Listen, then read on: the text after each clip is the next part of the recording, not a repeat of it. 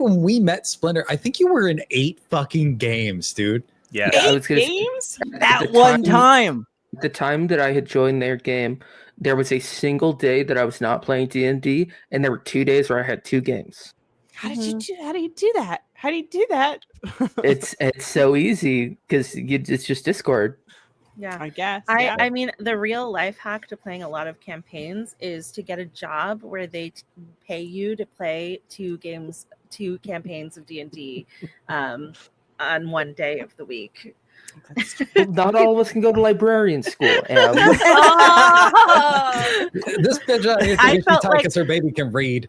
I felt like I had just put in the ultimate life hack when I started to do library D&D. Mm-hmm. You're like, did I win? I think I won. I think I won. Yeah, it was. I mean it. When Splinter showed up and we were like, oh, this guy's pretty good at D&D, and I'm such an invasive individual. I just message people immediately instead of letting them live their own private lives. And I reached out to Splinter. I was like, oh yeah, what's up? And he was like, oh cool. And then we started talking. And it's like, oh, 8 fucking games. And I immediately, because I'm already self-conscious as is when I play these fucking characters, and I was like, I don't know how to behave anymore. I think I went straight to Grim and was like, what do I do with this? I can't handle this fucking information. It's overwhelming. And like, I don't know, like you don't need to play all those games, obviously, right? Oh shit, what happened? Everything Ghost has disappeared. Oh no, M's leaving. Oh, there. It was me. Oh, okay. Everything's fine. Yeah. But yeah, and I just remember Everyone's disappearing. I just freaked out. And I mean, obviously now it's totally fine and whatever, but Jesus, it was harrowing. It is important, and it speaks to like how we can have newer players like Ghost and Paige come in and be like, well, it doesn't matter how quote unquote good you are at D&D. Like, you don't have to be good if you're in a group that you vibe with the play style for. You can have no experience and go in and have the best time because you found the right players and DM for how you want to play D&D. And you can have the worst time as a extremely experienced player going in because you found the wrong people. And sorry, Rob, just real quick. I do want to say again, shut the fuck up. I do want to say again, like, I think Paige, you can also agree to this, but like, my cat now. We have found a very accommodating group, a very patient group for new learners, and get you a good table. Get you a good table, man. Get you a good table. When you find that good table, you keep that good table. Mm-hmm. Yeah. No, I completely agree with that. 100%. Grim, it looks like you're gonna say something. Fucking dog. What's going on? Well, no, all I was gonna say is it may seem like, and I can understand how it could be a gimmick, what I say after every D&D stream, but it's not. It's genuinely not. What I'm trying to say after every D&D stream is the problem that I somewhat have with D&D now. It's beginner friendly, everything like that, but a lot of people who have been in the D&D for such long, there are those people who don't want to take that time to teach someone new. They want the game to just be go. Everybody should always understand what's going on and everything like that. And that's why I say, hey, you don't have to worry about the books. You don't have to worry about all this other stuff, because the problem is that don't ever sit and say to someone, hey, you need to do better than playing this game, because you don't. The fact of the matter is everybody should be sitting there because people who show up to a table, they want to try it.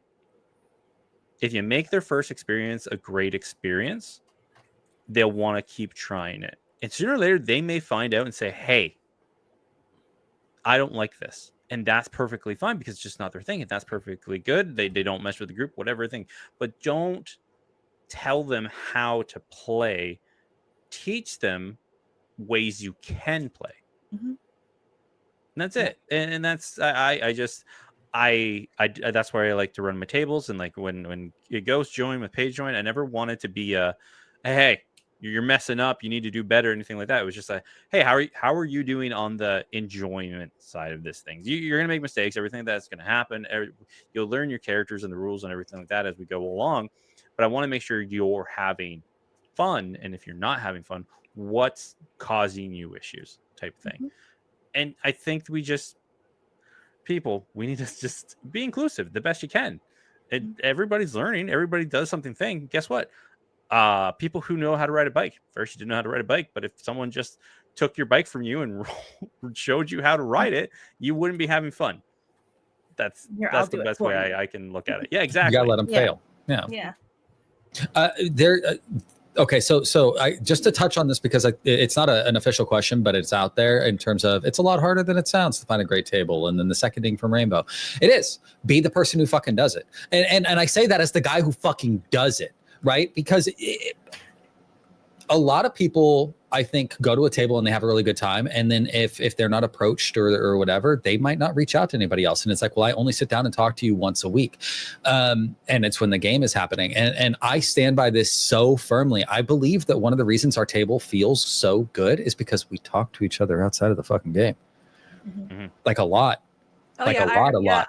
I harass Rob outside of the game in DMs all the time.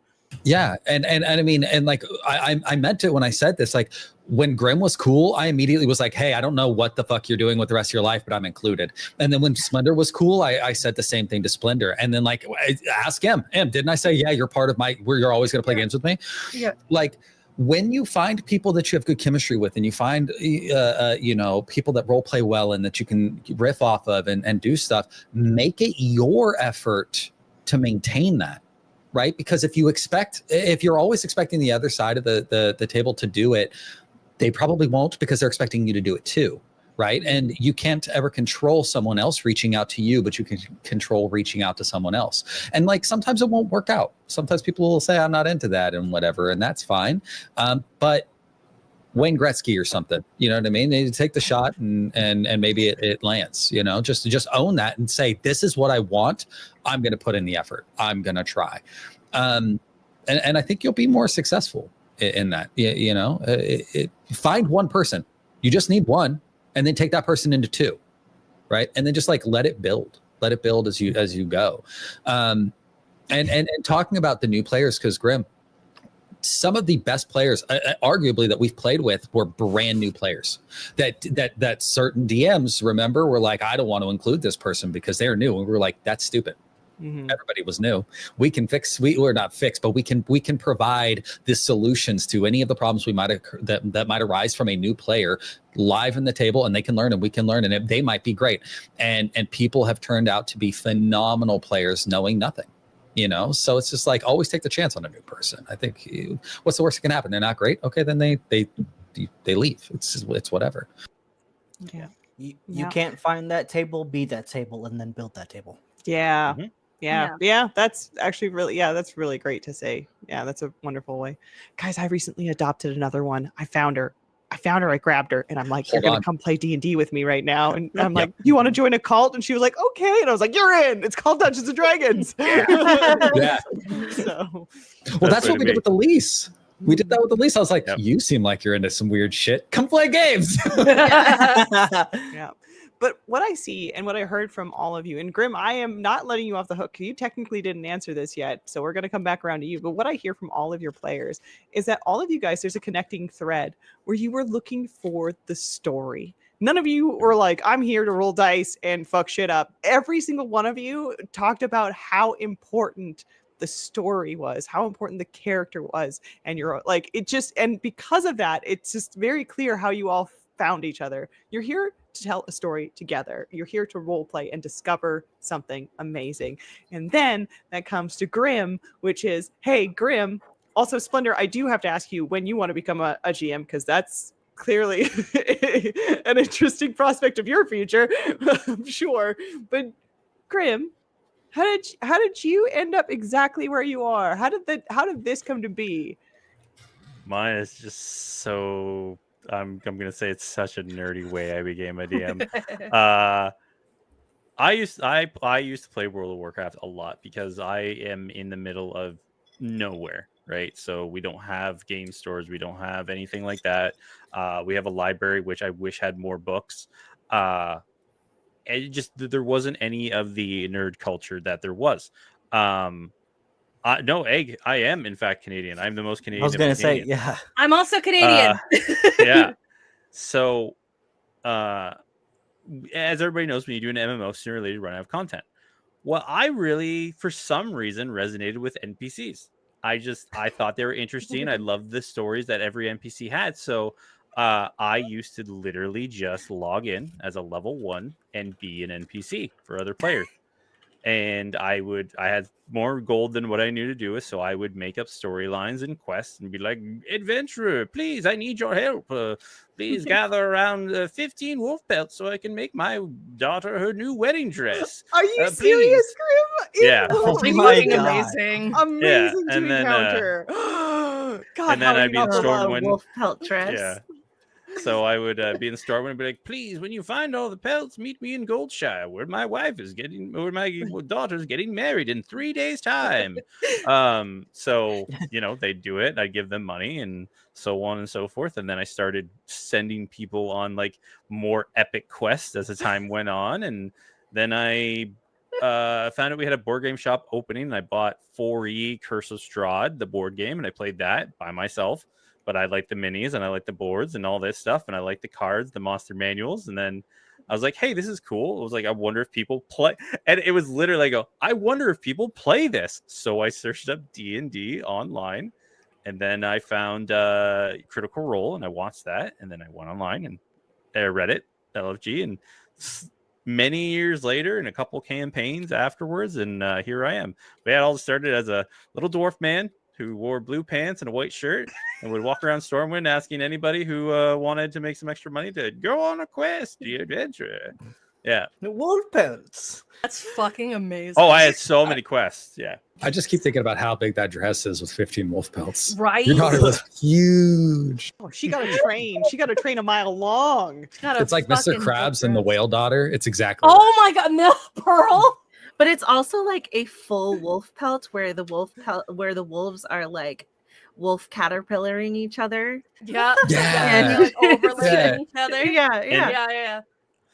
To quote on Eco, this was before Goldshire became like a sex inn. So like this was back when WoW wasn't just completely filled with degenerates all the time. So that was an okay place to hold a wedding before everybody just had sex upstairs. Here's a fun fact. My grandpa plays World of Warcraft, and Grandpa's to this cool. day, yeah. What's he think since about it the came War out Within? To this day, what? What's he think about the War Within? Good. I have no idea. I don't know anything about it, but I've never talked to him about it. I just know he's an avid World of Warcraftian. It's adorable. Honestly, that I did not know that origin story was coming, Grim, and that was like the cutest thing ever. That's so fucking dope, though. I think you would have made World of Warcraft cool if I played it. Like if I encountered you in a town as a World of Warcraft player, I think I might have kept playing. So depending on the quest I had that day, I would just copy and paste it, walking around, just doing the walk, not even running, just walking around Stormwind, posting. I don't know. I feel like higher. As like every MMORPG I've ever played has been like, I'm gonna just pretend that the other players don't fucking exist and that this is a single player game. And so so aside from like ones I've played with actual friends, so I feel like if a player was doing that, I'd be like, nope, I'm leaving. Next You're a fucking weirdo. city. Yeah. No, Perfectly fine. I accepted that, but I was what I found fun.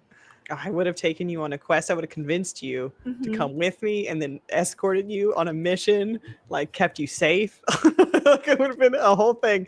You know what? We might have been friends. But okay.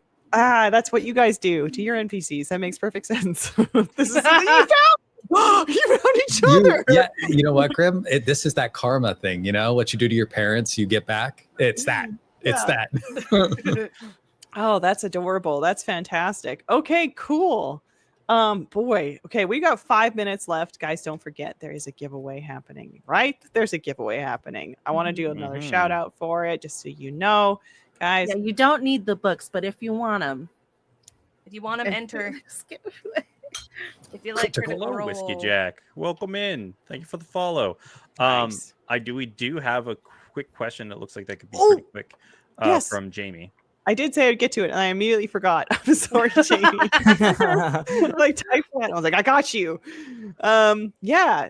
Question from Chad, actually, from Rainbow Ace first. Is Splendy a min-maxer? A little bit. Distinctly am not. A little bit. yeah, but you know how. This so many times, I hold myself back for these games because playing a mechanically good character is not fun. No, absolutely. Egg McGriddle, Flaws thank are you for the best. follow. But Yes. I will say, Splendor, it's hilarious that you say that. You are a min-maxer in the way that you make your character quote unquote useful while avoiding being good at the thing that your character is supposed to be good at. Yeah. You min-max in the fact that you don't min-max. You're like, I know how to avoid this. So I'm going to be so good at being wrong. I min-max for Exactly. bits. Yeah. Exactly. You Yes. made an artificer who was a master of lux. He A was so luck good. picking He was master. Yeah, so you had an good. artificer that was a rogue. You made a warlock that was a rogue. Yeah. It worked to became a rogue. That was an accident. I love it. I love it so Oh. much. I feel like that's just so you're got DM potential written all over you, Splendy. Oh, he Oh, does. we should 100%. ask him about that. The answer's immediately. What is it, Splendor? It's a resounding no. I took off my glasses so I couldn't tell you which one was my fucking V key for a second there. Yeah, no, that's a no. Just won't do it. I DM'd once. It was awful. I hated it. My players hated it. Never want to do it again. You know what? That's fair. Actually, I kind of respect that in general. I mean, like, if you just are like resounding no, that was a terrible experience, you don't have to. Never mind. I'm off board. You're good. The fact that do you what did like. it and you tried. Yeah. I mean, it's good to try it with like a new group to see if it was the group problem. I would do that scientist brain thinking, got to test all the parameters before you understand the full picture. But I get it. Okay. When we come, or I guess we can get this one started here. Mhm. But Hooray, it's Jamie asks, how do your characters handle personal failure or setbacks? And what motivates them to keep going despite those challenges? Great question, Jamie, by the way. That's a really good question. Mine's think- pretty easy. You go. I was gonna say mine's also pretty easy, and I think Grim already answered it when he talked about like what does he use to get Reyna to do something that he wants. In that it's like, okay, I've received this setback. I have to fucking prove that I can actually do this, and I am better than this, and go for it. Yeah, for Compton, I think, and again, this is like in writing the character. He just accepts it. And he's like, yeah, okay, what the fuck? It happened. Anyways, what are we gonna do now? And he just kind of like does that thing where you just roll through it, and it's like, fuck, man, they just keep going.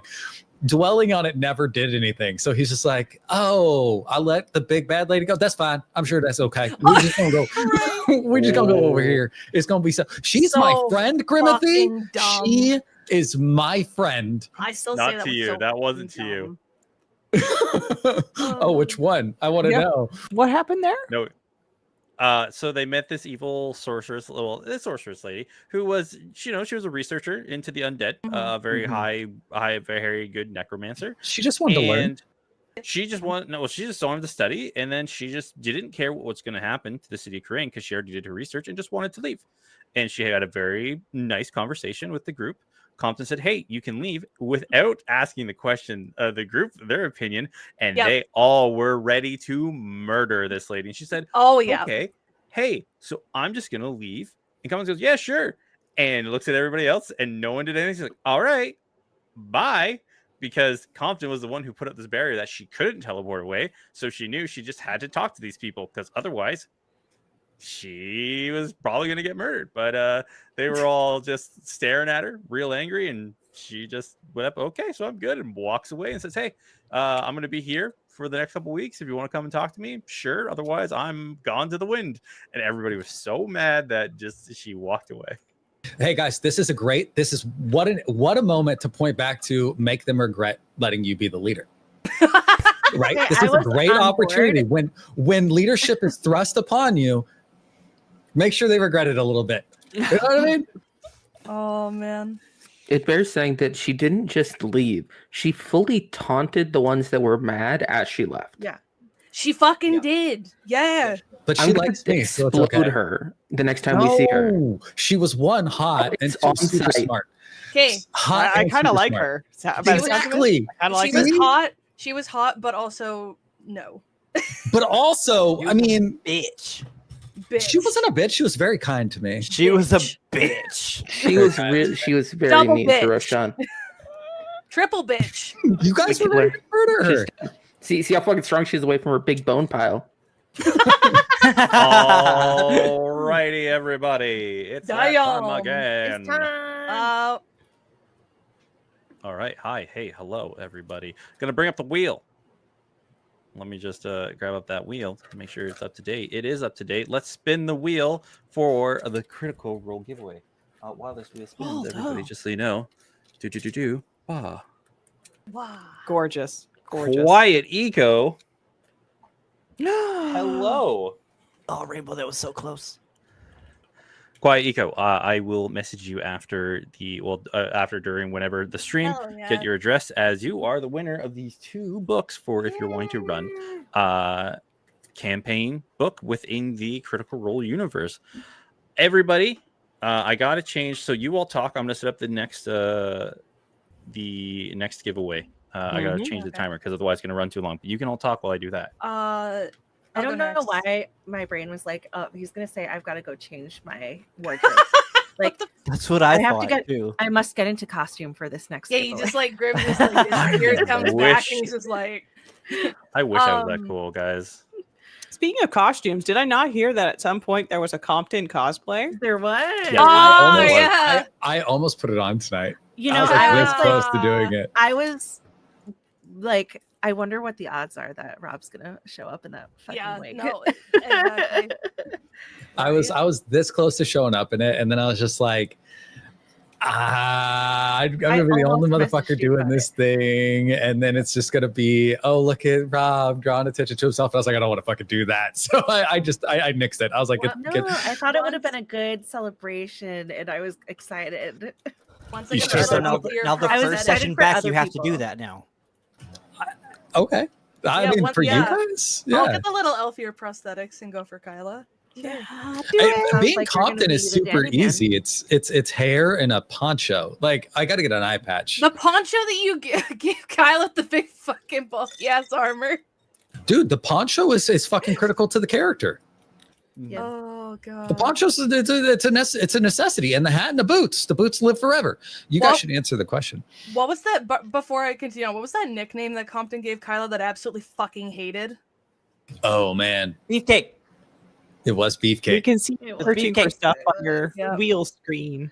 Yeah, Grim. You're looking for things. We can see you looking for things. There we Yeah. go.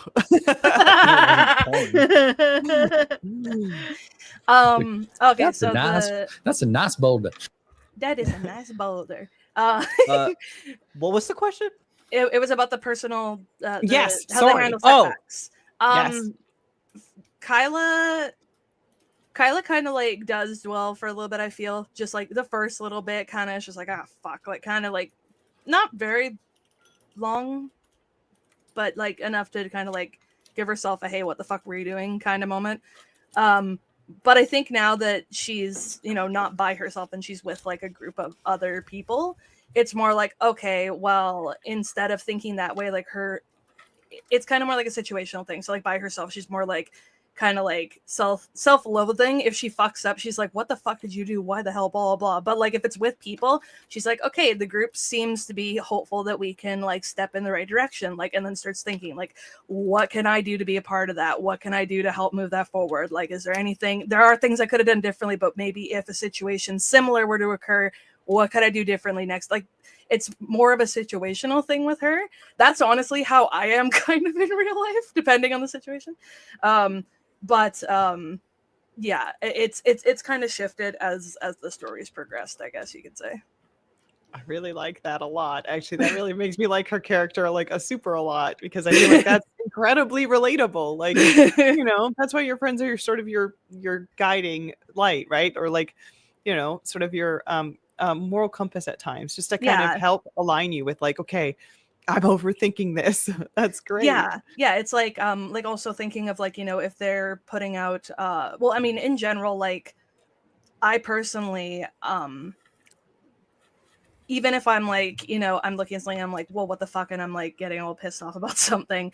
And somebody is telling me stuff and I'm like, no, like I'm trying to disregard it. I've started to get to a point where I'm like trying to be more open and thinking, I'm like, even if I don't agree with that perspective, it's a perspective that I might have not thought about before. And it is something to take into consideration because it might open new avenues of thought for me. And it's like, hey, well, maybe I didn't agree with this at first, but then kind of thinking about it and reconceptualizing it. And it's like, hey, well, maybe it has other avenues to explore, other ways to do things. So it's kind of, I've kind of tried to apply a little bit more of me to her.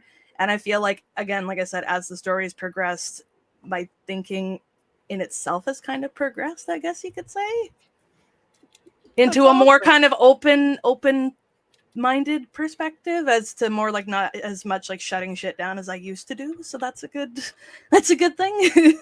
That's awesome. So you're saying even just like you, Paige, you're like, oh, I kind of been open up and like socializing with like almost NPCs and learning their story is like, oh, you're like, wait a second, NPCs are like people. I can do this in real life. That's so, I love it. Well, there's things that there's things that fucking Grimm's NPCs have said that like are all like randomly, like I'll hear them and I'm like, okay, I've heard this, whatever. And then at the random fucking moments they pop in the back of my head and I'm like, where the fuck did this come from? And I'm like, obviously it's there for some reason, right? Yeah. So like just kind of trying to like sort out the thoughts of like, oh, okay, well this you know might work well and apply to me in this situation with everybody. Who knows, right? I love that. Oh yes. All right, who says D&D's the devil's game? Look at this. Where I live, they say it all the time.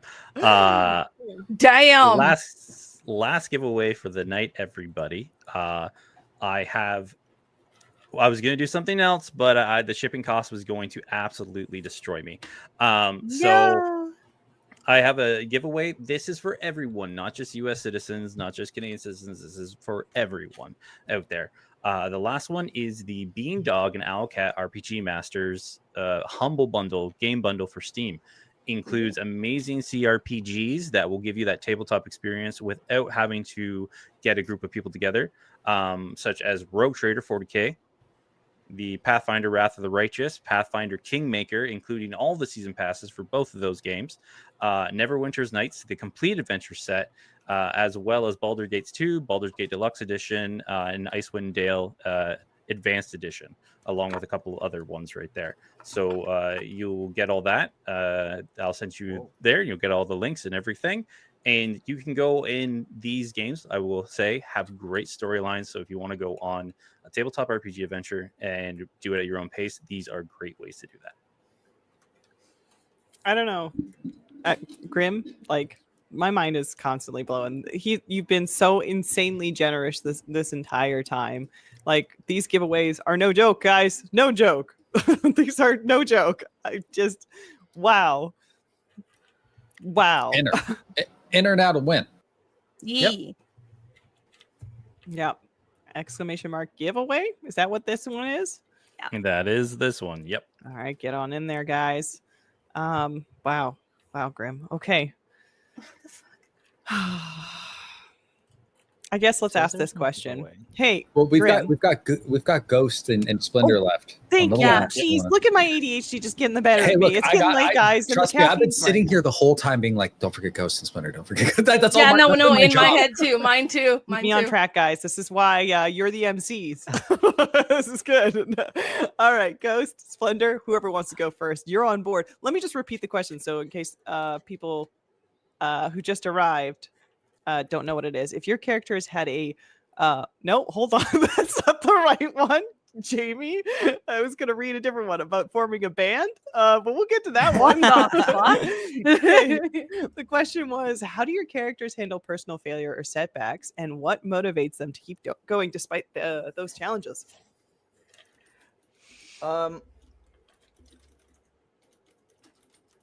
Farron is very much kind of like what Paige was saying. Farron is very much kind of me in some aspects, not all of them, but some aspects. And when he is faced with a failure or a setback, he does kind of just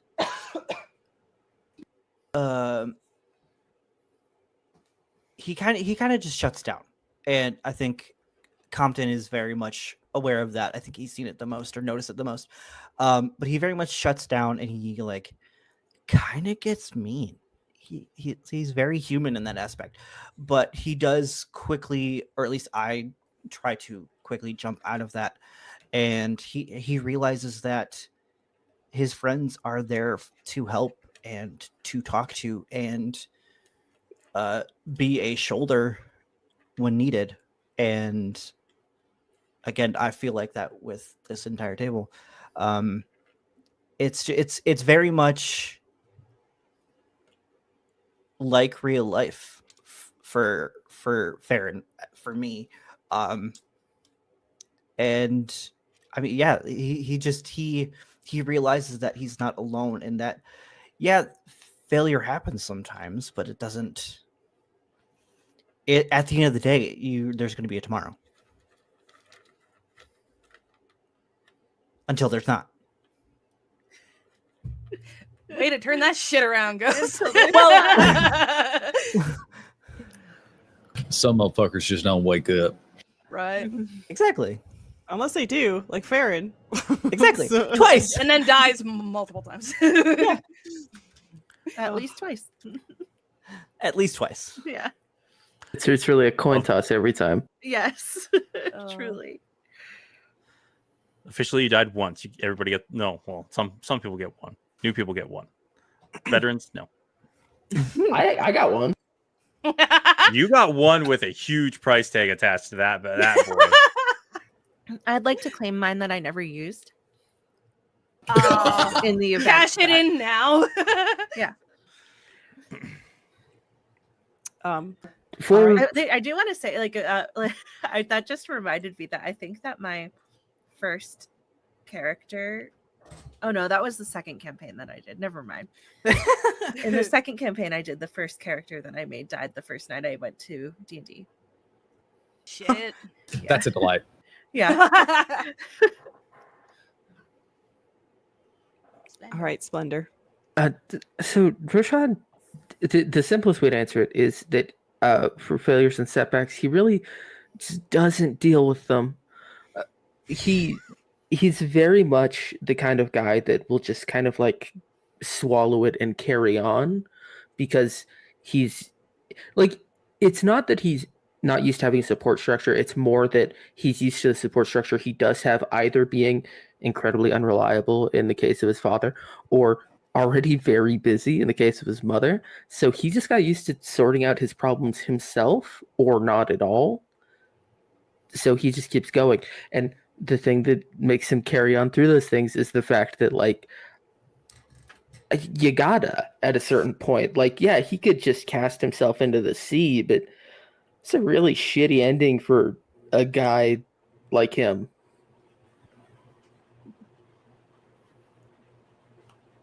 Just gotta keep going sometimes. That's what it is. He's still really, really sad about, and I can't remember his name now. That sucks. But that halfling that got fully... Headman! Yeah, the guy in our back! The guy that's... Head You know, soup! for his brain. Yeah, Head soup! It's fucked up, because the instant you started making the joke, I was like, oh no, his name was Hilgrid. Because I felt Roshan getting mad about him being a joke. Oh my god. Because he really likes the guy. Head soup.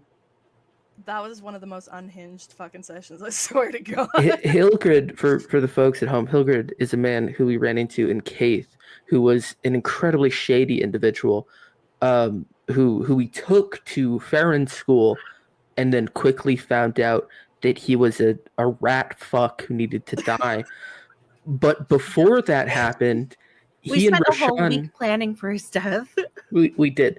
But before that happened, he and Roshan had a moment that I will call wonderful, even though it really wasn't, where they shook hands, and because they were enrolled in the same school and they touched gemmed hands, they saw everything that has ever or will ever happen as they were thrown through time, and they saw each other die, and it was a whole terrible thing that fully drove Hilgrid mad. But Roshan felt like that was a moment of deep connection. Well, if you see somebody's entire life until they died, that's kind of like you married them, you know? Yeah, it's a bond. So that's why Roshan didn't want Reyna and Kyla to touch gem hands. Yeah, and then It's weird. Hilgrid immediately died like the next session. Oh fuck! Yeah, And Ogre killed him. He scalped himself, he burned himself, and then he died.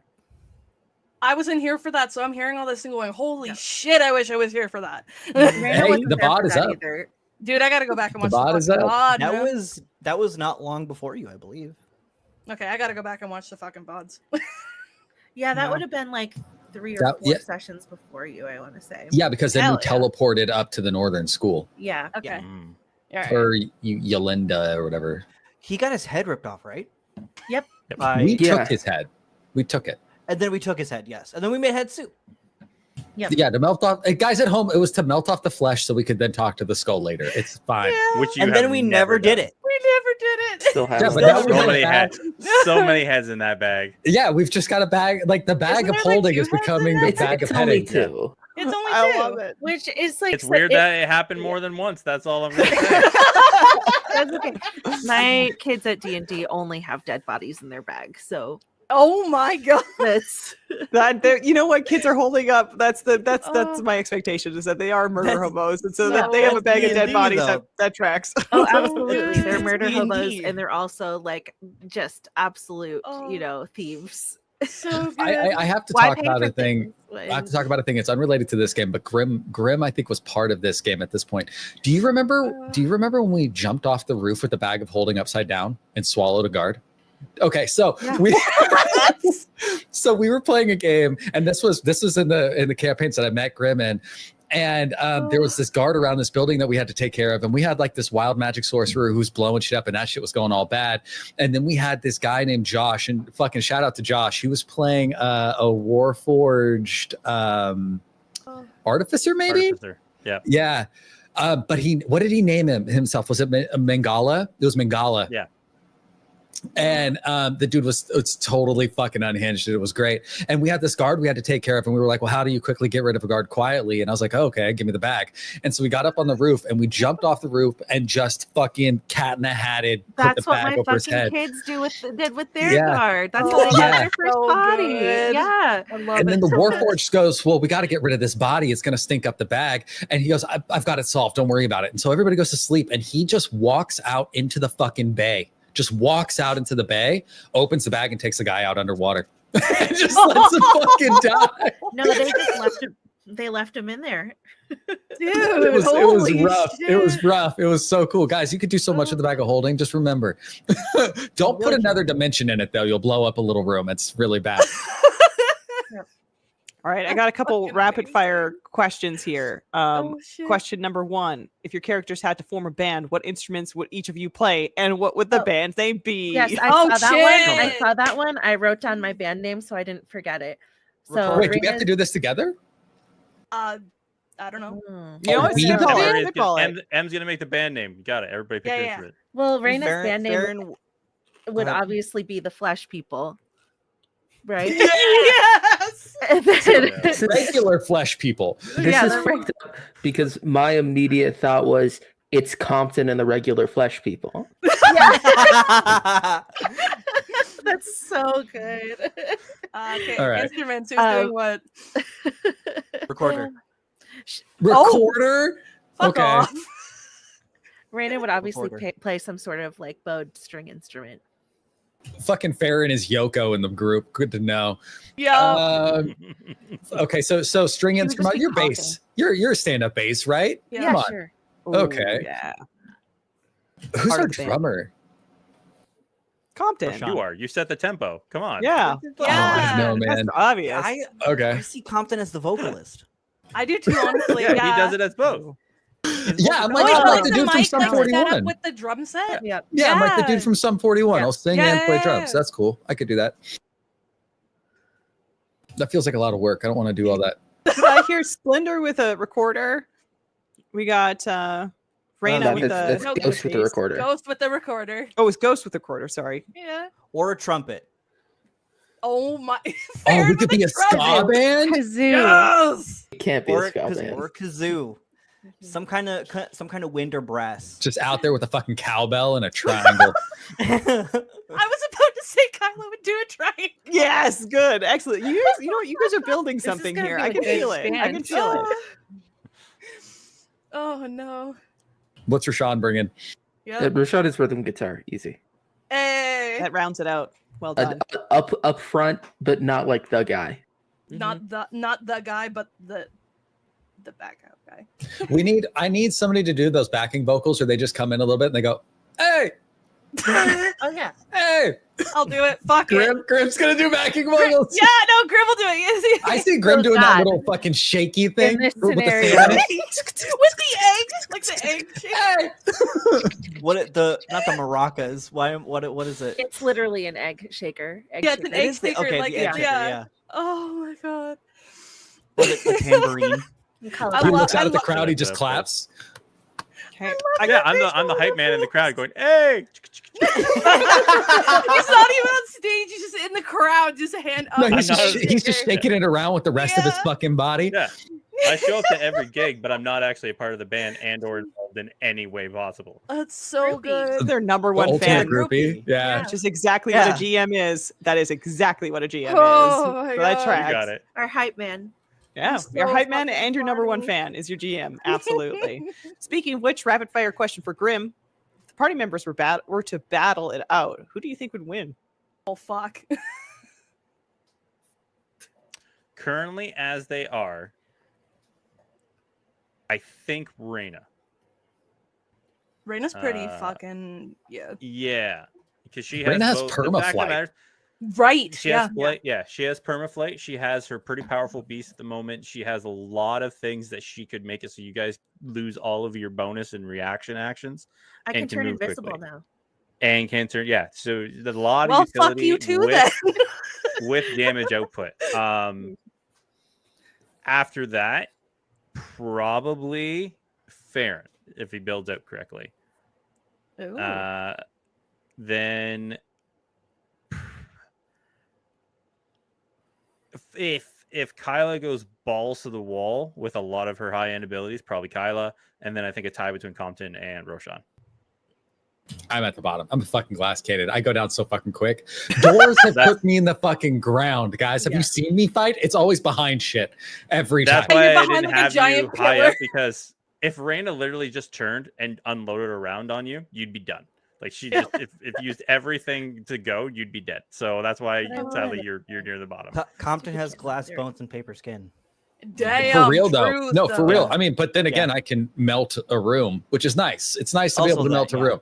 Y'all But and your behind fucking all of your fireballs. friends. Just I put the cast friends in front fireball. of you. Uh, I didn't ask how big the room was. I said I cast fireball. right? I saw Dirty ask the question too, I think. Yeah, he did. Yeah. Yes, Another rapid fire for all of you. If each of your characters could steal an item to use from another character, what's it going to be?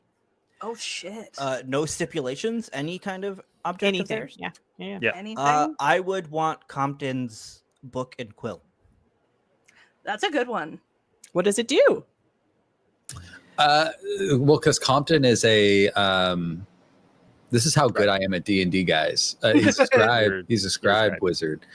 And so my book and quill, it manifests magically. So like I can just keep it the physical copy tucked away safe and whatnot. And then I have this book that manifests. I can write it and whatever. The quill that manifests, I can write on anything with whatever color ink I want, and I can erase it, which is dope as fuck. I write on myself all the time. It's great. It's like notes. Which is really, really cool. And then also because of the level I'm at, it acts as like a familiar. So like you can send it off and it'll like look at stuff. It hears things. You can give it commands. It can communicate to you, which is tits. And then even better is you can cast your spells through it from its position. So you can effectively increase your range of spell casting by the distance it can travel away from you and just be super safe, because it's like, I don't see the target, but my fucking book does. And like, the sound doesn't come through the book, it comes through you. So it's like they can't hear me. I'm way the fuck over here. And you can just nuke rooms, which is very cool. It's very nice. I like it a lot. Yeah, It has a name and a voice also. Yeah. It has a voice? You said it's a talking book? Yeah. There's been a couple of occasions where Compton and it has talked to each other, and it also has its own unique voice. I remember I said I wanted a character with multiple personalities. I've really built that out. Shit, I have no idea. This is a stupid one, but I'd steal Reyna's magic armor because it'd be so nice to just always have clean clothes. It is Yeah. nice. Yeah. Yeah. I do like that one. I think the get fucked eye patch. Yes. You wouldn't have to steal it. I know. Well, that's I'd be like, all right. That's the problem, is like when I was thinking about it, I was like, I can't imagine a scenario in which any one of these guys, I'd be like, hey, can I use that? They would say like, no. Mhm. They would say like fuck off, or Yeah. So I bet Rashawn wouldn't let you use his bottle. yeah, probably not. That's true. Like you can hold it. You aren't allowed. Like you can't use it. You have to Yeah. wish to be able to use it. Yeah. I think, like, for me, the hardest part about this is I wouldn't want to take anything from anybody. Same. And like, I don't want to crush the question, but I just think like within character, it just doesn't align with anything that Compton would Okay, do. so- And then what? I think I think it would be easier, because that's a hard question for us as characters, right? Because we can't imagine a scenario in which like the characters wouldn't lend it. You as a person, Yeah. That's a as good question. as a player, if you could use one of the magic items that our characters have in real life, what would it be? Dude, if Icicle Teeth was able to fucking manifest in real life, I'd take that motherfucker straight up. Who's Icicle Teeth? That's my That's Reyna's familiar. link. Reyna's familiar. Yeah. A real life, like use in real life. Yeah, I would definitely say your quill for sure. Yeah, the Yeah. quill would be a good one too. Yeah, That's like still not the same. I would answer. sign. Or I my would sign flying so many boots. contracts for fucking cars and shit, and I'd drive off the lot and I'd Yeah. erase that shit. I think my Or- flying or- boots too. That'd be good. my amulet, Oh yeah. What's your amulet do? amulet of the Black Skull. That's the I can name. Teleport. There we go. Oh yeah, hell yeah, dude. Hell yeah, dude. Teleport from my couch to my fridge. Teleport from my fridge Exactly. back to my couch. Teleport. Yeah. to Oh work. no, am fridge. Oh yeah, I guess there's a chance. I don't want it. I don't want it.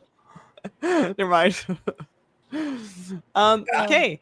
I know I saw a couple more questions in chat, but I don't know. Graham, how much time do we have left? Actually, no, here? you hit all of them.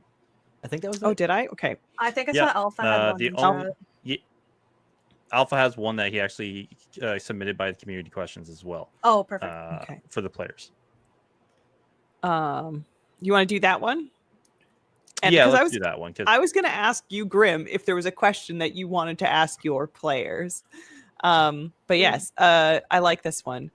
So, how have your characters grown and changed throughout the campaign?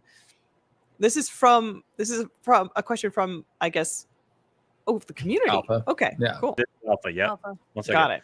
Well, Is that, that's like, the all. first Hi. question I can that say we- this now during this. Hi. Hi, Waldo. I gotta get He's her one of book. mine, guys. He's a sweetheart. Hi, Waldo.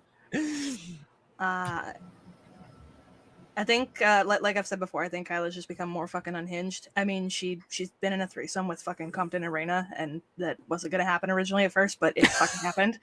I forgot how horny this group was again. Yeah. So I mean, like, no, literally, it was a moment of just like Compton going, "Oh, hey, Kyla, want to come?" And then the literal response that Kyla had was, "Fuck it, sure." And then Rob, out of character, lost his fucking shit laughing and then you were like, "This is how real world works," or some shit. And That's then how it works in real life. Yeah, and then we were in the basement while fucking Farron was upstairs making sandwiches. That sounds about right. But there's a lot of things like, you know, like I feel like as I feel like as I've developed as a player, like again, like I'm way more new than, you know, like Ghost and I being the more newer of the players in this campaign. I feel like as I've played more, Kyla's kind of developed as I've developed, like becoming more comfortable within the group has had Kyla become more comfortable within the group and be like more unhinged and shit. Because my whole thing is when I get comfortable with people, you see all the fucking crackhead energy. I normally don't give that to you at first. It's normally very like guarded, like, oh hey, what's up? Like, and then as soon as we get like to a point where I'm like, there's no turning back, like you're stuck with me for life, fuckers. Then it's the unhinged crackhead energy. So I think that's where Kyla's gotten to, where like, I just don't give a fuck. Because I know that like this group is like, you know, it's the kind of group that I vibe with where I'm like, I can say off the wall shit and it'll be not taken in like a wait, what the fuck? It'll be kind of just like, oh hey, well this is a thing. Okay. Welcome in, Raiders. Hi, I love hello. it. Hey! Hello, Raiders. It's like Hey, Wolfman. it's like Kyla can be her real self. Hey, Alpha, by the way, I do get more crackhead energy, but also like, fuck you, but I love you. But crackhead energy is, yes, my thing. Hey, how about I got 2 questions for Grim after this, guys, because I actually missed out on 2 questions at the bottom from the community. So we're gonna get to those. So, guys, how have your characters grown and changed? Who wants to be up next? I can go. Mine's pretty easy. I feel like my character has grown and changed directly in line with the story. That's more when Compton started. It was very much all I really cared about are my kids at home. That was kind of it. And like it was letters all the time.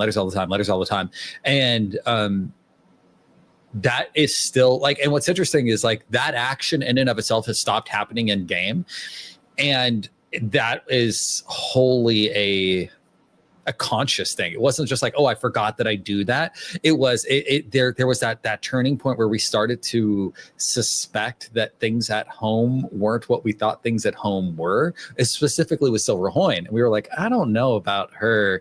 I don't know if I should be sending back all of this information in these letters, because I was saying everything. It's like, oh, we're out here, we're doing this, we're doing that. It's been so fucking great. Here's a candy. You like cookies? There's this guy we met in course and he's got cookies. His wife is nice. She made the cookies. We interrogated him, man. And then it's like all of this shit, and like and he's saying everything, and I realized I was like, oh fuck, dude, like I'm putting them in danger just by having the information. And I was like, oh, I should stop doing that.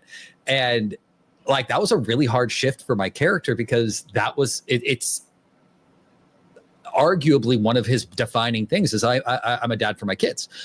I'm out here making money to send back to my kids, right? This whole fucking thing. And so having that change simply because the story shifted, it was weird. I didn't expect it, but it's welcoming. It makes me like want to go home while simultaneously wanting to avoid home. It's like a whole thing. Yeah. Where before it was like, I always want to go to Stillwater. Fuck that shit. Let's go home. I'm gonna have you meet my kids. We're gonna go see mom and dad. You can be my sister and her dumbass husband. Like it's gonna be cool. And Trevor. Trevor, yeah. And then now I'm just like, maybe we just don't go there, right? Like we could just go in anywhere else. Actually, that'd be pretty neat. I like that. Anywhere across the fucking ocean is even better than that. And that's just like that development has happened because of credit to Griff. You fuck. Because he made a great story where it was like, oh, our actions impact the things around us. It's not just us behaving independently out in this space. Really meaningful way, in a way that can change the course of the entire campaign. Yeah. Yeah. So it's very cool. It's changed, but in direct effect, not because it's like, oh, I've changed as a player. It's like, no, I've got to fucking stay on my toes to stay with what's happening in the world, because it's moving. Yeah. You became an adventurer, and with that comes, the consequences and the responsibility, right? So, yeah. Yeah. I love it. Yeah. I think in a similar vein, it's like, Raina set off on this grand adventure to have, and a sense of independence. And it is through the campaign has been like both learning how to rely on and be relied upon by other people, and then also wanting to go back to that place that she thought she never wanted to return to for like completely different reasons for new reasons than because new information has come to light about where she's left. And beyond that, having I feel like she left home with this real desire to never feel like never put herself in a situation where she would have considered it that she was like pinned down in any way. And then like finding this group like specifically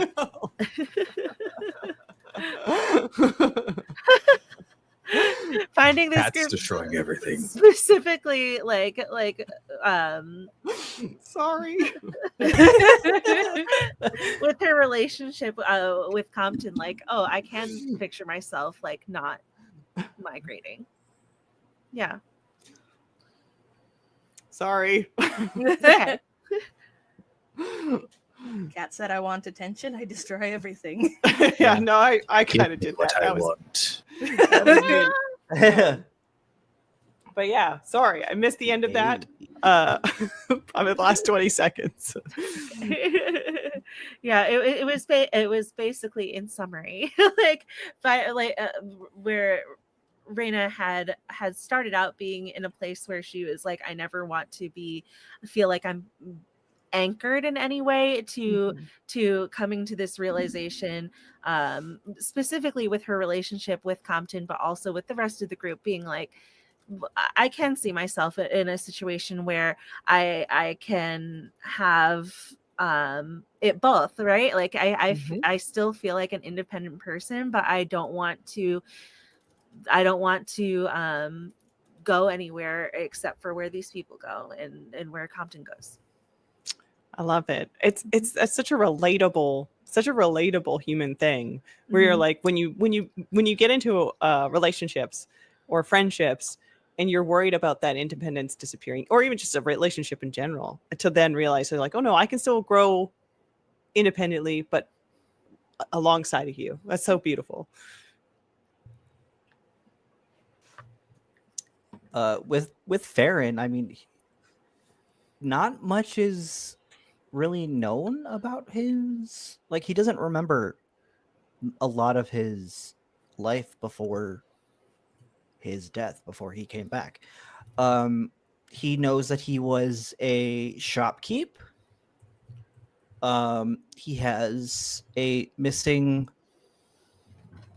brother, sister. Jury's still out on that one. You said brother, sister. No, That was your brother. backstory, so I'm assuming sister. Nope, that's a brother. Was it a brother? It was a brother. Jesus, that's a brother. Then, goddamn, Cousin. I screwed up. Okay, hey, It's sister now. Messed That's up. No, It is a sister now, brother, for I messed sure. up. Fucking potato has to dose, nerd. Brother, sister, yeah. It's fine, Grim. It's okay. And he spent most of his life before his death alone. He was very much a lone wolf, and he kept to himself, and all he did was work in the shop. And then one day he woke up in a coffin, and there were people standing over him. And he doesn't remember anything. He doesn't entirely know who he is. Maybe his name's not even Farron. Who knows? But he's, like I said, he's learning how to people very, very slowly. But he's got a good head on his shoulders. He's got a heart of gold, and he's got a good group of friends to teach him and steer him in the right direction. I love it. Learning how to people. You need Yeah. a good group to teach you that. Yeah. Oh. Rashawn's a genie now. Yeah, that's a big character moment. He didn't start that way, but he is now. But the biggest thing is like many other people here, it's the building of relationships. Because Rashawn didn't really have like friends back home. Like he had a couple, but they were never like super close. But now he has a whole bunch of friends, and whatever is going on with Farron that feels nice, but he doesn't really know what it is. And it's he's finding that it's very nice to have those things, and he likes it. It's lovely. I like it. Like I said, I just love it. I love it because when this group came together, it was because you guys liked to role play and tell stories together. And then when you're asked what your character growth is, it isn't like I got the sickest sword and I killed the biggest dragon, and you know what I mean? Like it's not that, which like you could hear that person talking, right? But here instead, it's like, oh, you know, I made friends and I grew as a person. You all have this like sort of dramatic question that you're sort of building towards. It's like, well, will I conquer my loneliness? Or, you know, like, will I be able to show my true self and still be, you know, accepted by my friends? You know, what are the responsibilities now that I've, you know, had this impact on the world? Like all of these questions are just so much more deeper than, you know, the smash and, you know, crush and kill style of D&D. And I hope the people who are here who watch this game, you know, like understand kind of, I guess, what the day-to-day in this game is, which I know we do, the timer did count down, so technically there's a giveaway. I have like 2 questions for Grim, and then I have one final question that I would like to ask you guys. Before you do, I do want to just comment that a lot of this role playing and a lot of this change or growth with our characters, at least I think, has happened organically.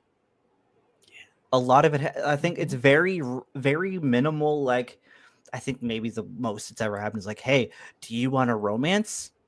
That's the only question I think that's been floated around. And like even that was like, hey, is there something there? Because it was like, I kind of feel like there's a thing there. And I was but everything else has happened organically and in the moment. Oh yeah. And we've just gone forward with it. I'm just gonna go put my kitty. I'm gonna go put my kitty on her bed because she's got some sore hips. So she's a very old lady. I'll be right back.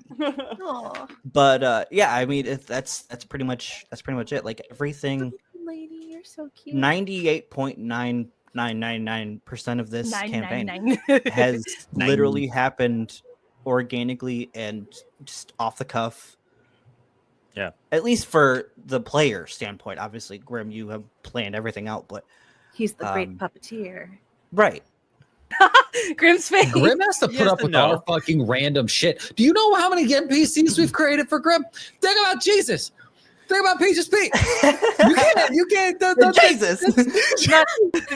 Not to mention that one time that I created that eldritch horror because somebody asked me what the scariest thing I'd hunted was. Yeah. Oh man. And there's also, I feel like this has been forgotten, but I was going back through old sessions. There is somewhere in Stillwater a cat that is apparently well over 50 years old. Yes. Wow. What the fuck? It's Craig's grandmother's cat. Aww. Yep, I remember like an that. actual cat or a cat person? No, a cat. She knows an actual cat. I think that was during the horse talk. That was the line. Is as far as I know, it was a cat. Yeah. Oh man. Okay. Grim, do you want me to finish the questions here, or do you want to? Yeah, I'll do it right at the end. Okay. All right. It's all then closed down. I got the names. We're good. Okay, cool. Then you guys are just gonna have to wait it out. We're good at that. We're so good at waiting. Oh yeah. Okay. Like, how many days? 57 was it? Can I So many fucking days. Yes, for sure. Okay. Rob with the fucking counter. Quickly, run, go, run fast. DM. Go. Yes. Okay. DM, what's your favorite thing that your players have done that absolutely shocked you and surprised you? Oh no. Your favorite thing. Remember that time like I went blind? Favorite thing. Those are the funny unexpected moments. But like the favorite things that you all have done, I would probably say it's like not a specific moment. It's what you all do as like a group. Genuinely, when NPCs come up, you don't treat them as NPCs. You actually treat them as genuine people in a world with their own lives and everything like that. The best one I can think of is Joffe in Corsten. That was just a bartender, and you guys have made it so like he's getting his brand out there as a whiskey endorser. Like just genuinely, he was a guy who wanted to learn to make drinks and make them good, and he didn't have the money to go and travel and everything like that. So you're doing it for him, and you're bringing people to him. The Night King, you even though some of you genuinely hate him with a passion, you're interested in him instead of just being like the big scary boss guy. So the thing that always surprises me is that an NPC that I think could just be a throwaway, it helps, well, not helps me, but it's fun for me to have these NPCs that I didn't think were important become people in the world that end up going on and doing their own things because these players interacted and wanted them to be real people. So that's probably the thing that I always enjoy the most of what they do. So it's not like a singular moment. There's moments that like I laugh. There's moments that like genuinely I get choked up, everything like that. But the thing that they do time after time is they take these NPCs that I try my best to make them interesting, but they can take the ones that are the more mundane, but then they make them interesting by wanting them to be more than just another generic NPC. It's almost like Tinkerbell. Like they exist because your players believe, and that's amazing. Also, my character wants to have sex with every single one of them. You didn't want to have sex with that younger man in the bar who was all down for you, and you were like, because he was a minor. You were also really it's fantasy world. Gypsies. You did learn. Legal. Yeah, the gypsy. You did learn. I'm pretty sure. How old are you? Was it that guy at the tavern just later said to be like 18, and that's why you said teen? Yeah. So he was legal. He was he was just really weird. He was just really weird. He was just thirsty. He was very thirsty. Okay, all of them except for one. And the underage gypsies. The underage gypsies for fucking sure. Yeah. I like it. I like your smasher pass lifestyle. That's partly on me because at every single one of Grimm's NPCs.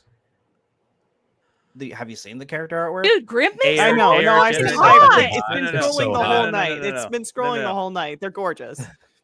AI art generators, guys, they don't make ugly people. They don't. If the robots ever take over, we're not human beings because no one will be sexy enough for them. True. Like, look at that one. Right? Yeah. They're all hot. They're all perfect. Yeah, they're all fucking hot. Okay, this last question, or second last question, is one of my favorites. Hey, DM Grimm, has the world you created evolved in an unexpected way? 100%. Ooh. Their interactions with the world, and it's not just their interactions, it's actually the characters they've created have evolved in unexpected ways. The War of the Fey Realm with the world of Elandria, they've always been an incursion, they've always had spots, but with the introduction of M's storyline, I was able to figure out what keeps it there and why haven't things happened more with that. So like with M's story, I was like, this is why. This is what we can do. That we can build on the story. That's absolutely fantastic. Like you hit a story point, but this is the great part about players. They help you build as you go. And there was that moment where I go like, well, this is just the way it is. But then with the introduction of Reyna, it's like, well, no, this is why it is on there. So that's absolutely fantastic. Compton's introduction to the character, and just like we were rolling through the idea of Asmars weren't really going to be a big thing in my world. But then the idea of like, well, what if it's not like Asmars, but spirits that have passed on, and then people who were quote unquote deity level individuals who've passed on rolls in, and a whole nother, the world evolved into understanding more of how life and death works and everything like that. So like it evolved in an unexpected way on that. Roshan's with his character, I had an entity that I never really could figure out how would he interact with the world anymore. It doesn't make sense for him. And then once again, it evolves like now I can use these type of individuals to expand that. And it's evolved in the fact that players with their original ideas help you grow your world when you can tie in their characters to it instead of forcing their characters to fit the world. You can help the world grow around what they have to input into it. So it's evolved in unexpected ways, and the fact that ideas have been fleshed out, ways that didn't have a well-tuned way of working now work because the idea from a player makes sense and fits and kind of puts that puzzle piece that gets everything you see in the full picture. And then these people have upset balances within the world's order. So them figuring stuff out very quickly and or just pissing off the right people have changed the world in a very unexpected way. We don't piss anybody the best way I can say is the way it's evolved is the player's input has made it more fleshed out and has made for more storylines in the future, and fleshed out older storylines that can be used going forward. I think you just said all of the magic words DM should say. Grim, I think you're the perfect GM. Hey, yes. Yeah, he's ours. No, he's Find ours. your own. Yeah. But also, yes. No, yeah, you're saying. Yeah, you hear that, Nikki? Find your fucking own. I did actually. I'm not GM. gonna lie. Rev's amazing. Okay, guys, I got Rev. All right. But yeah, no, I think I as a GM, but also as a player and as someone who loves creativity, I think Grim, your approach to the game and storytelling is incredible. I hope it's for those of you who might be watching and who are aspiring GMs would strive for is that kindness and that understanding and that willingness to bend a creative story to suit those who you're serving, which is your players. And it's kind of an act of service in itself, but it's also just, I don't know. It kind of feeds itself. It's like a positive feedback loop. You know, the more your players give, the more you are able to give your players. So, and that's kind of the amazing thing about D&D. Now I do have one last question. So the last episode you guys aired was episode 79, right? Which kind of makes this a soft episode 80, right? And you did mention a little bit that this campaign may be drawing to a close. Is that correct? Oh. By the way, a close means at least another 50 episodes. Yeah. Well, what do you guys? No. You keep going, Drew. All I was gonna say is anybody who wants to see like a big moment in the campaign, it is definitely the one we ended on. Session 79. Things, storylines, and plants and hooks and things since literally session 6 probably finally came to a head. Guys, everything's fucked. Watch it at half speed. Yeah. Everything is fucked. Yeah, watch it Don't at half watch speed. it. When you go back and watch it, 0.5. Okay, I'm just gonna tell you that now. Because if you try to watch it at full speed, you might have a stroke. Just inadvertently. When you do watch Rob, you can hear his mind breaking. You can hear the fire. It wasn't. It wasn't. You hear the fire, and then you hear the guys. snap. I It thought was about this with the validating. question about the regret. I thought about this with the regret question, and I everything in my core wanted to say I should have just fucking called out Durant for being the big bad guy in episode 18. I should have just fucking did it. I should have just fucking did it. I should have just stuck to my gut and just fucking did it, and that was it. But then we would have had these beautiful moments. So yeah, I knew it was happening. My brain didn't break. Ghost, I've been sitting on this for fucking ever. It's been festering like a rotting pit. Damn. Oh, I love it. So it sounds like what I can hear is that you're gearing up for kind of building the story to where it was ultimately going. How do you guys feel about the future of this game and where it's going and what it might look for? We So just fucking wanna scared. play it forever. Guys, I want to I'm play forever. I'm scared so as fucking fuck. afraid to come back We're to this fucked. game. Yeah. Dude, we're fucked. We are It's so such- we're boned, guys. so- It is fucked. the biggest cliffhanger. We are so beyond fucked. Like We're it's so underprepared. We're Yep. so not ready. Yeah. Nah, man. You know when you get a video game and you can enter a code to get straight to the last level, but you didn't get any of the gear before you got there. That's what we fucked up and did because he saw us do it. That's no bueno. No bueno. I'm Love it. excited, but I'm very scared. I'm very nervous about it because it feels like Yeah. everywhere we go is dangerous now. And I think that's the thing is it's like we are now at that end game where it's like, man, we've got a couple of allies we really have to rely on, and everywhere else is just Everywhere else is hell. We've made enemies. yeah. It's like playing made a Monopoly, but you shit only ton of got one enemies. shit property, and everything else is taken by one guy. Yeah, it's the brown properties. yeah, It's the fucking brown properties. yeah. And we're just like, fuck. We have like one little strip of safety, and everything else is immediate foreclosure on the rest of the properties I had. Yeah. Grim, how do you feel about it?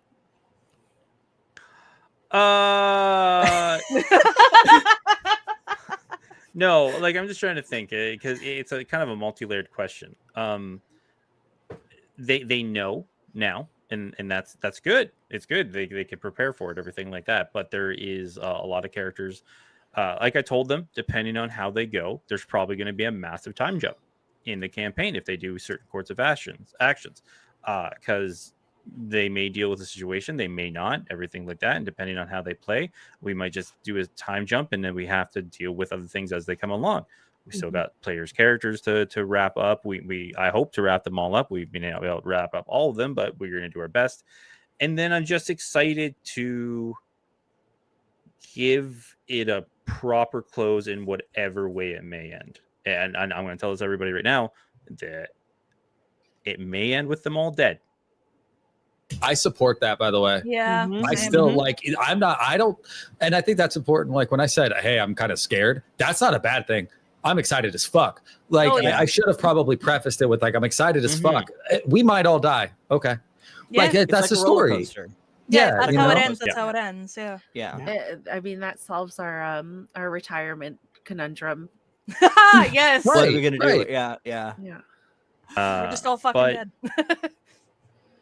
the biggest thing I can say is going forward, one, there's going to be a conclusion to the campaign. It's going to end sooner or later, as all campaigns that can end should end. And I think anybody I know would be overjoyed to know their campaign ends, as long as it feels like a justifiable and or good closure to the game.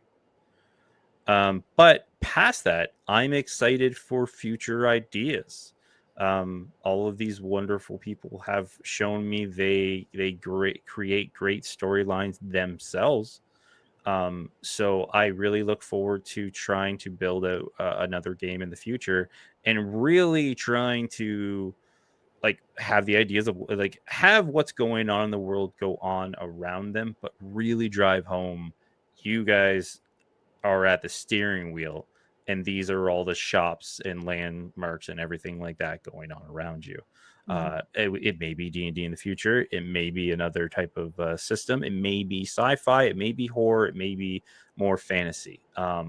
But all I know right now, and like the thing that really grounds me, is that it doesn't really matter where it goes, but I know I have the right passengers along for the ride, that it's going to be a good time. This motherfucker. This I know, motherfucker said right? sweet things. That was so Sappy sweet. shit. Fuck you. Fuck you. Now to distract, I'm gonna roll this raffle. Yay! I actually do have a final question if you will be so inclined, Grim. Oh. Ooh. Oh, look at all those names. Lady Mustela. Holy fuck. Hello. Congratulations. Oh. Yay. Nice. I will Great. get your email address from you and send that right your way. I do want to say one thing.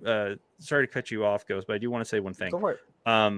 Because this is the last raffle, and everybody may be curious and all that stuff.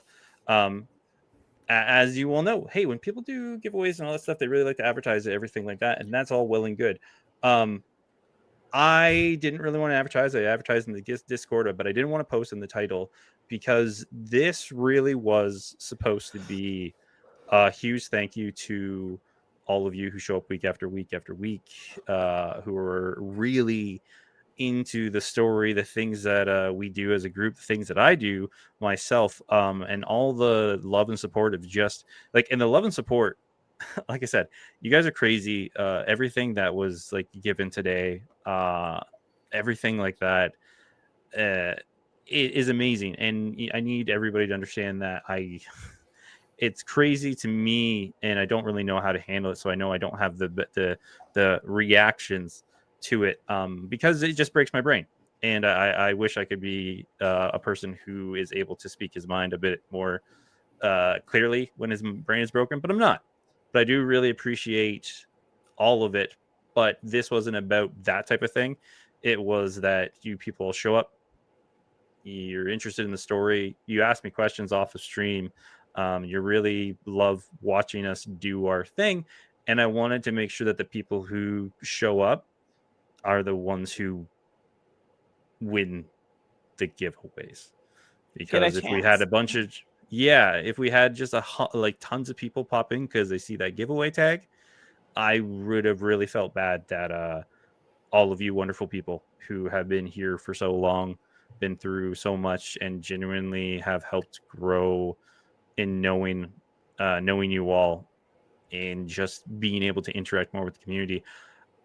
I'm overjoyed that every single person who won, like every name on these lists every time has always been, I know all of these people, and it made me feel wonderful to see that every name on that list was a person that I'm like, yeah, awesome, super happy you won type thing. So this was just a thing of thank you all.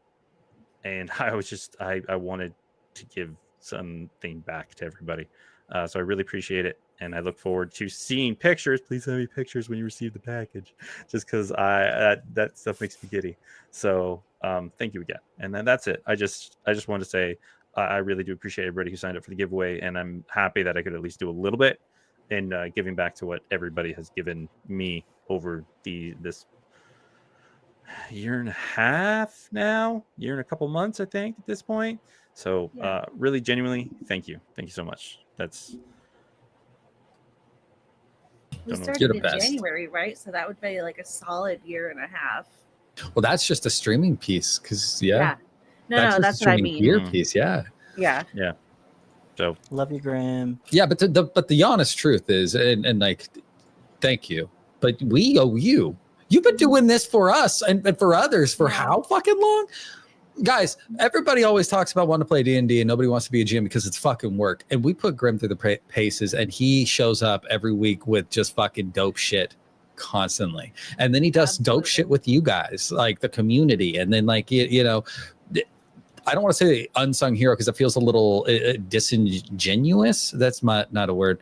The point is like, you want a good DM, be that DM. Just like we said earlier, you could be like Grim, put in the effort, do the thing, because it is work, and it needs to be recognized how much fucking work this is. It is so much fucking work.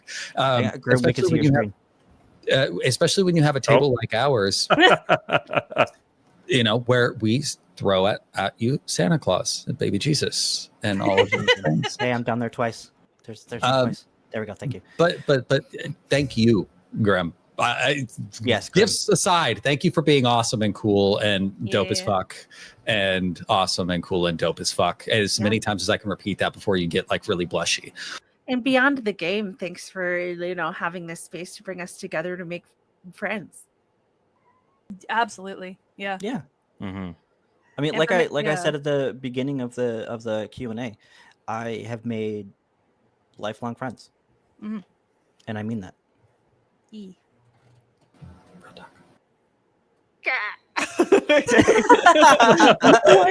You know what I love about our table? Really emotional and then horny as fuck, but then also really emotional. Yeah. You know? Yeah, It it, goes down. it goes So it much goes love. it goes to the end of each extreme, just back and forth all the fucking Yeah. It's time. just Yeah, it the just vicious vacillates. cycle. It's a vicious Yep. cycle.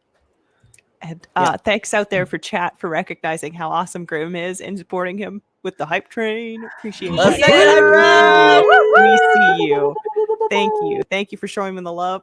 He does deserve it. He absolutely deserves it. So, Thank you, Ego, for keeping me grounded.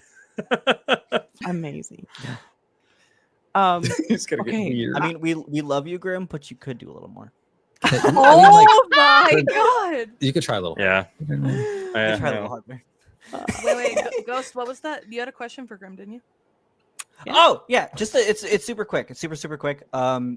If before this campaign ends, if you could pass off just for an episode, just for a little episode, if you could pass off the DM and have yourself be the player, what build would you do? Race, class? Oh, that's actually really good. I'm imagining a dwarf in a blue Same. shirt and little white pants Yep. walking around saying, "Do you have adventurer?" I can't. And like, is this in someone else's thing? No, this is No, this this is is in New here. Open, 100%. Hours. Oh, I can't play my character then because he's in the world now. So I would probably play Sea Elf. What is it? The Storm Sorcerer? Yeah, a Sea Elf Storm Sorcerer. That's Damn. dope as fuck. That sounds That's a good fun. choice. That is really Yeah. fucking cool.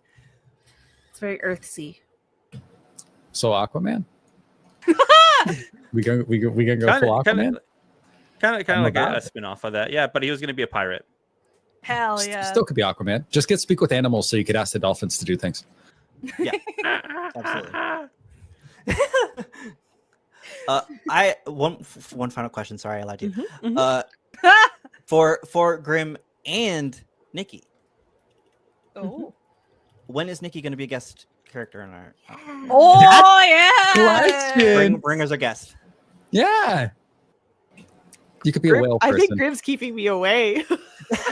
No, not at all. No, hey, here's the thing, Nikki. You are one of the people that I would always love to have as a guest, but you're also a very busy person, so I know it's a lot of time planning out. If and this is a lot of people I know where they're like, I would love to guest it. I have to plan it because I'm not a person who just throws random NPCs into the game to be like, you're a guest and this is just the way it is. if I see the story going away, what? I was just going to add to all the people that might want to guest. You also have to get through us because we're a fucking nightmare. Yeah. We have you seen how long it takes us to get through a single fucking day in D&D? I did. Yeah, Oh, I did. It yeah. takes so long. So a guest doesn't exist for one thing. It's like Yeah. No. And we Yeah, will try to have sex so- with your character. That's Oh, okay. I accepted that part. If I knew. If I ever was asked, I was like, well, I got to be prepared. I really will prepared. say, Nikki, I do have an idea that I would love you to play. Oh. I need to talk Lamar. to you about it and figure out when they're going to be at. No, it's Damn it. it's a secret because I know everybody will absolutely lose their shit if I have Nikki play this person. So I do have an idea though. But Nikki, hey, Yo. Nikki is also going to be in October playing Call of Cthulhu with me. So guess in that's that exciting as regard.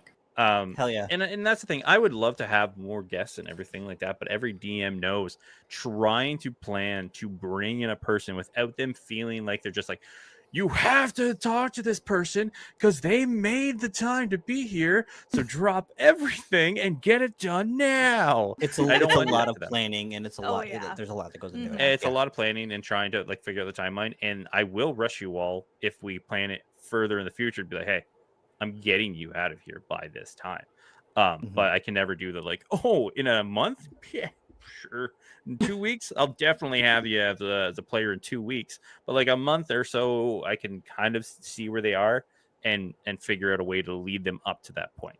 But I do actually, I know something that may happen, and I know which character I would love you to play. I already have guesses. You have I already my have two axe. guesses. I already have two guesses. I already have two no. guesses, and you're probably right, and I I don't already want to say it. No. You know how my brain works. I know exactly who. I know who it is. Am I gonna play brother-in-law Trevor? Oh Do my it. No, No, I No, know. we are I already now. I know. Rob, him knows Rob did a too. message me Yeah. to it. Yeah. Wait. So, Oh. Uh, Yeah, no, Rob Shut needs up. to, Rob, you need to DM it. No, I'm not telling any of you motherfuckers. No, It's gonna be a no. surprise. I think I know. I have an idea. Oh. Okay, sorry. but yeah. So like I said, I would always love to be able to do more guests, and that's kind of why I like to run more one shots, so I can bring those people who want to be on the guest and be like, at least you play with people. Yeah, I would love to be able to tell you. I would love to have each and every one of you guests. I would. I just know it's not gonna work. I Like, wouldn't. It's a Don't hard worry thing about to it. do. I'll be the It's hard a no lot. on the table, guys. It's so. Do you know how many people we have at this table? There's 5 of us. We don't shut the fuck up. we don't do shit all. You add a person, it adds 3 hours. That's great sometimes. Just not all the time. Nikki will get one line of dialogue. And then we'll just never shut the fuck up after that. I would just be happy to be there. I'd be like, do you want to bone? My one line is, yeah, let's bone down.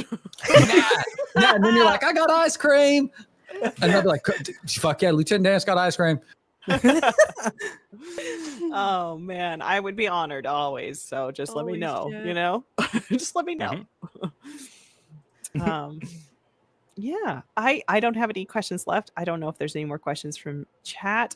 I think this is slowly drawing to a close. If there's anything anybody wants to announce or say anything, give chat a heads up, a look at what you're doing. You're welcome to at this point, or if there's anything you want to say to close out the night, table's yours. I'll just say, everybody, hey, our wonderful host, Nikki Nerds Out.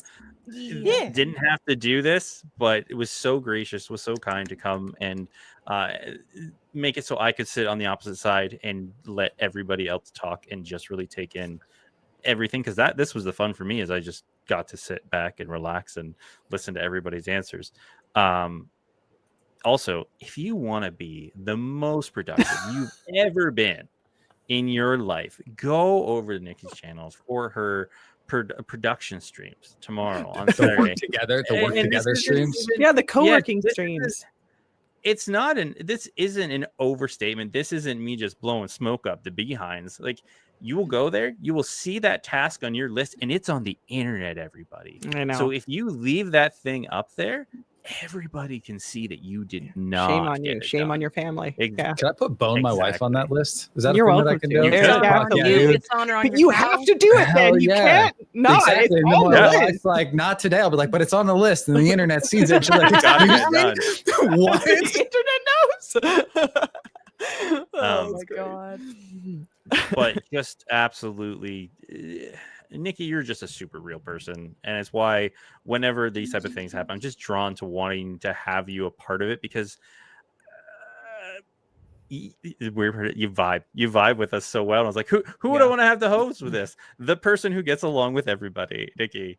So you all showed me tons of love tonight. Please go show just as much, if not more, to Nikki this weekend, everybody.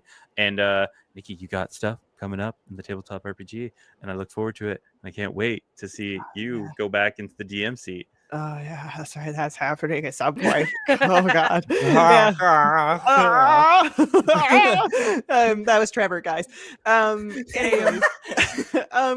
Yeah, thank you so much for those lovely words, Grim. I really do appreciate that. And and I really enjoyed being here. Genuinely, just the love that is at this table to just sit in it with you guys was an absolute joy. This is a great Friday. This is a very good Friday for me to just sit here and to see a table that works, that's full of love, and it's just like support all around, and everybody's on the same page, and I just got to bask in it. So thank you so much for bringing me along and allowing me to be here. So yeah. Okay. Oh no! So much thanks. Sorry, So much Eco thanks. made me laugh. What did he say? He's like off topic with 78 because he's playing World of Warcraft right now, The War Within, and he's keeping me updated on his level. Guys got played. I only get to 75. God damn it, Splinter. Gotta get to work, Splendor. Jeez, you slacker. Oh, I'm doing all the delves. I'm getting sidetracked. But hey, folks, because we're wrapping up here, we'll see you all in 29 fucking days. So fucking long from now. Month. You know what? We've just been conspiracy theorying in our own brains, right? Like my brain is falling apart every moment until we come back together. And then it's just going to fall apart more because now I have to deal with the fact that Trevor's gone. Thank you. Thank you for that. Hey, Grim. Hi. Thanks. Thank you.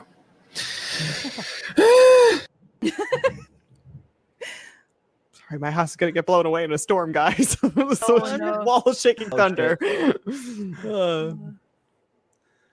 Thanks. Is that Nikki. everything? Did we do all the questions? Are we done? I think we're good. This is very much like D&D where I don't want it to end. I can start asking some random questions. You Oh, know, no. who likes to- So if no one has anything else to say, then I'll start Do it. wrapping stuff up. You all can talk while I set up a raid. Oh, we're setting up a raid. Okay, questions. So all last minute questions. I don't know. Oh shit. I do sing a little praise again with Nikki. I haven't known Nikki for very long, but you're dope. You're a Yeah, cool Nikki's friend. really cool. I met you Just today, saying, and I you're could cool. have a big, long conversation with you. I think Yeah. we could. Yeah, I really do think we could, Em. Nikki's also dope as fuck in the Bayou. So like that's cool. We like I that. played Hunt with Rev and Nikki at one point. It was fun Yeah, as you fuck. did. It was a good time, It was Paige. fun as fuck. Yeah. Nikki is also a Bayou Boys Club member. So like, you know, shout out to that. You gotta get you a shirt or one of the cups or something. My Maybe a shirt's on the sticker. bed. I opted for the Wolfram shirt because Yeah, the special empty. super unofficial bought that shit in the black market Wolfram shirt. Yeah. Hey, no, I'm excited about it. Oh man, yeah. No, this is. I loved the community on Twitch. I think what's been a real joy, has been meeting all of you guys. Actually, every single one of you. I have spoken to and talked to through Twitch channels and games, and it's so wonderful. Guys, once you get to know people, just go and talk to people. I know if you're a lurker and you like to watch the shows, that's all good. But like, just get out there and say hi. There's nothing more enjoyable than coming home like after work, sitting down at my computer and being like, I just need 10 minutes to zone out. And I go say hi in someone's chat, and I get a Nikki, and I'm like, you know, it's the cutest and best feeling, and it's just so wonderful. And now I've got like an amazing community of people to just drop in and just hear this Nikki, like Yeah. you know. Yeah, I can attest to that for sure. I mean, I'm not to be vulnerable or kind of like woe is me, but like I don't have very many like real life friends. All of my friends are online nowadays. Mhm. So, and I mean, I got that through Twitch. Mhm. I again, not just this table, but everyone else on Twitch. I've made lifelong friends. Yeah. And I love you guys. For example, Ghost and I got to play Hunt this morning and yell at each other in the bayou with fucking big boom bomb lances. Yeah, exactly. Exactly. Yep. It was great times. Put yourself out there, folks. But also Yes. be safe. But also be safe. Yeah, You know that's what I true. mean? Actually, yeah, be safe though. That's good advice. Put Yeah, yourself be out safe. there, but be Be safe. Be safe. Put yourself out there, but be safe. Be safe. All right, everybody. Rapid fire answer questions. Bag of holding, Jamie. Danny, when I realized that they were listening to every single word I said, and then they completely just went on a tangent and put every little thing together that's been happening the entire campaign. So that was a huge justification to me. I was like, justified as a storyteller. So that's rapid fire answer to those questions. But We're like the everybody toys really from Toy Story. We're always watching. Oh my god! Andy's coming. Oh God, I was just about to raid out to Goblin Tuesday. The dinner raided The diner in game just raided. What? Wait, is this Goblin Tuesday? Because I was about to raid Goblin Tuesday. Oh, God Did they damn get it! rated out? Did they rate out? Am I seriously? Let me double check. They better not have. Are they still going? Ah. Hello, there Raiders. are We're It literally has raiding happened out. before. Are there shoes that make you fly? Because I would love that. Yeah, Raina Yes. has shoes to I make her have fucking them. fly. That's No, why that's I right, can that's right. fly. Yeah. Yeah. They're I love that. ugly fucking Crocs though. That's the Oh. That's fine. they're right. like, bad Crocs, just real bad ones. Bad ones. Oh no, sorry. I was watching a different chat. They didn't. We're good. No, I'm good. I had multiple tabs open. I'm an idiot. So everybody, once again, huge thank you. It was great at Christmas time. This was another great one. I love doing these QAs because we get to sit down, have a wonderful time with all of you. Once again to Nikki, to my players, everybody, the community. Thank you again. It was a great time. And as always, first off, next Saturday, the community one shot with Dragon Cat, Gully in the Gray, Danny Don't You Know, Cost, and Paige. Next week, it'll be a great time. And as always, you don't need the books, but some of you now have them. You don't need these fancy setups. You don't need anything like that.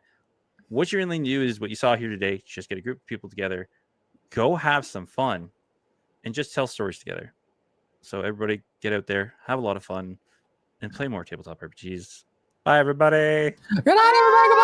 Bye, everybody. Did we do it? Yeah. Is it done? And we're out. We did it. Did it.